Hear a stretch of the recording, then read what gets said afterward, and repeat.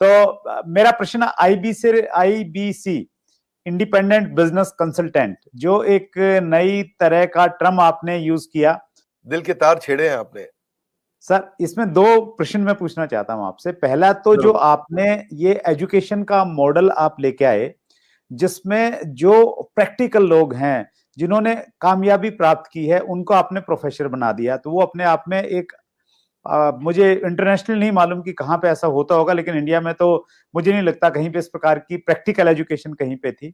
और उसके बावजूद जो आईबीसी मॉडल आप लेके आए कि आप लोगों के पास में जाइए और हर व्यक्ति को उसकी डिटेल जानकारी मिले कि कोर्स में क्या मिलेगा, तो इस बदली हुई परिस्थिति में सर आईबीसी मॉडल के लिए आप क्या स्कोप देखते हैं सर?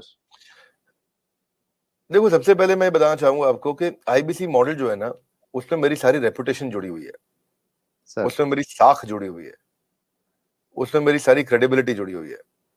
तो आईबीसी मॉडल कभी गलत ना चला जाए, कभी कोई गलती ना हो जाए, उसके लिए मैं सबसे ज्यादा जान लगाता हूं। क्योंकि अगर आईबीसी मॉडल में थोड़ी सी भी कमी रह जाती ना, तो लोग बहुत दुखी हो जाते। तो मैं क्या करता हूं, मैं फीडबैक से बहुत काम करते रहा हूं। We all need people who give us feedbacks. Feedback is a breakfast of a champion. So customer feedback के कारण ही उबर इंप्रूव किया है। सो कस्टमर को सेंट्रल पोजीशन पर रखना चाहिए। तो जो आईबीसी है हमारी कंपनी के सेंट्रल पोजीशन में है।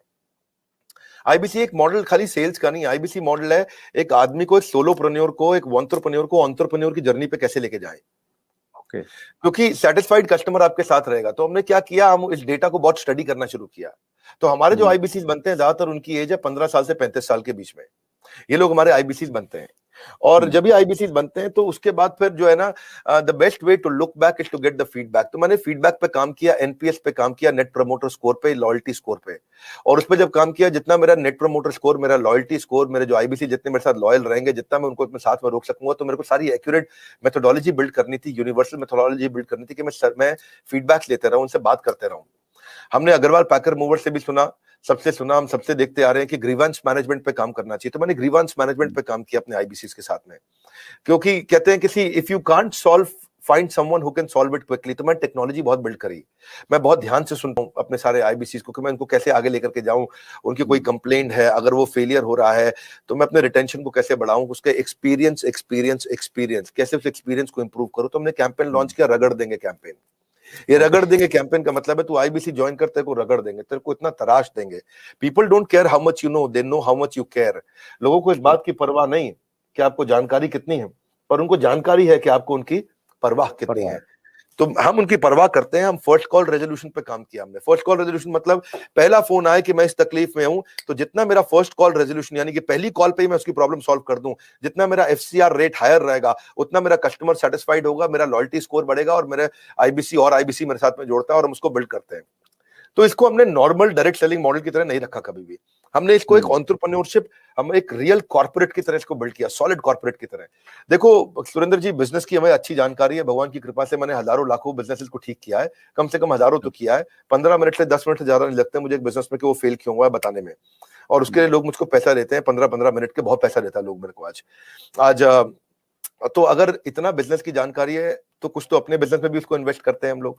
तो हमने फर्स्ट कॉल रेजोल्यूशन पे काम किया कि हम लोग तेजी के साथ पे काम करें। तो फर्स्ट कॉल रेजोल्यूशन में मैंने ट्रेन किया, अपने एजेंट्स को ट्रेन किया, हमने उनको रेजोल्यूशंस बिल्ड करने के तरीके निकाले, वेट टाइम को खत्म किया, कोई हमें फोन करे तो कॉल वेटिंग पे ना जाए, हमने उसको कैसे फर्स्ट टाइम राइट कर सके हम लोग। तो एफटीआर और एफसीआर इन सब पे काम किया। टर्न अराउंड टाइम बोलते हैं टैट, कि मेरे को अगर कॉल आया तो मैं कितनी जल्दी टर्न अराउंड कर सकता हूं, अगर कोई प्रॉब्लम को मुझे इंटरनली सॉल्व करनी है तो मैं कितनी जल्दी टर्न अराउंड कर सकता हूं।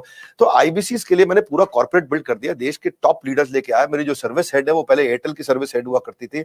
हमारे जो सर्विस मैनेजर्स हैं, कोई स्विगी से आया है, कोई जोमेटो से आया है, कोई सर्विस मैनेजर वहां से आया, क्या बोलते हैं, ओला से आया, कोई उबर से आया, कोई कहीं से आया, सब जगह से हमने बेस्ट टॉप स्टार्टअप से हमने सारे सर्विस मैनेजर्स लिए। और कोई भी क्वेरी को अनरिजॉल्व नहीं छोड़ते हम लोग, वो सुसाइडल है। अगर कोई भी किसी का क्वेश्चन आया उसको सॉल्व नहीं कर पाए, सुसाइडल है। आपको पता है आज सारी एमएलएम कंपनीज क्यों डूबती है? नंबर 1 टॉप कारण है नेगेटिविटी। जिस समय किसी एमएलएम में नेगेटिविटी फैल जाती है, वो खत्म हो जाती है, गेम ओवर हो जाता है। तो हमें ये सब चीजें देखी है, हमने ऑब्जर्व करी है। तो हम चाहते थे keeping a query unresolved for too long is suicidal, तो वो नहीं करना कभी भी। उसके लिए हमने क्या किया, स्पेसिफाइड इंसेंटिव्स दिए कि अगर आप सेम डे इमीडिएट रेजोल्यूशन देते हैं तो हमने कंप्लेंट मैनेजमेंट सिस्टम लॉन्च किया, सीएमएस। कंप्लेंट मैनेजमेंट सिस्टम में सीएमएस के अंदर कोई भी सजेशन, कोई भी फीडबैक, कोई भी क्वेश्चन, कोई भी कंप्लेंट वो देगा तो हम उसको तुरंत रिजॉल्व करेंगे।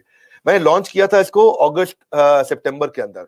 उस समय मेरे पास 7,500, 8,000, 9,000, 10,000, 15,000 फीडबैक्स, क्वेश्चंस, कंप्लेंट्स या सजेशंस पेंडिंग रहा करते थे।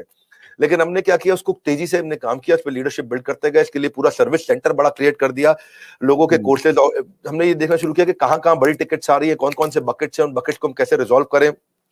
उसके हमने फीचर्स बहुत जबरदस्त बनाए सीएमएस के।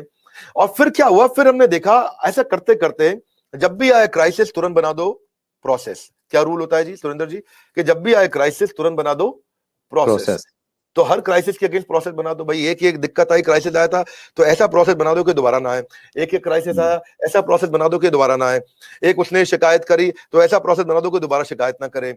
मैं स्टूडियो में बैठा हूं, मेरे साथ में टीम काम कर रही है, अभी मान लो कोई यहाँ पे शिकायत आती है कि भाई इधर मच्छर बहुत है, तो वो ऐसा प्रोसेस बना दे कि अगली बार मच्छर ना मिले यहाँ पे भाई, कम से कम पहले ऑल आउट वगैरह जो भी लगाना है आपको भाई। यहाँ पे अगर लाइट ठीक नहीं आ रही चेहरे पे तो ऐसा प्रोसेस बना दो कि चेहरे पे लाइट ठीक आए। तो जब आए क्राइसिस तुरंत बनाओ प्रोसेस। तो कई बार क्या होता है, बनाते बनाते हमने 750 प्रोसेस बना दिए। कितने? अच्छा, 750 प्रोसेस और पॉलिसीज हमने बना दिए। लेकिन फिर भी क्या होता है, कई बार कोई ऐसी नई समस्या निकल के आती है, टीम बड़ी है, ऑर्गेनाइजेशन बड़ी है। आज हमारे 100 से ज्यादा ऑफिस हो गए हैं, अब आई थिंक 102, 104 ऑफिस हो चुके हैं हमारे, और 250 ऑफिस हो जाएंगे अगले 2 क्वार्टर के अंदर, क्योंकि हर जगह से फ्रेंचाइजी की रिक्वायरमेंट आ रही है।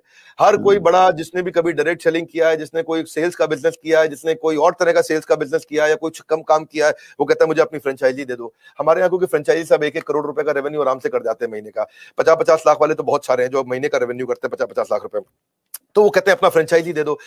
तो अपने फ्रेंचाइजी ऑफिस बढ़ा रहे हैं। लेकिन होता क्या है कि इन सब के करते कराते टीम जब इतनी बड़ी हो जाती है तो प्रॉब्लम भी नई नई तरीके की आती है, क्रिएटिव प्रॉब्लम आती है, अलग प्रॉब्लम आती है। एक भाई हमारा आईबीसी है, वो कहता है कि मैं पहले देहरादून में काम करता था, अब मैं देहरादून से मैं शिफ्ट हो गया हूं इलाहाबाद, अब मेरे को इलाहाबाद के ऑफिस में कनेक्ट कर दो।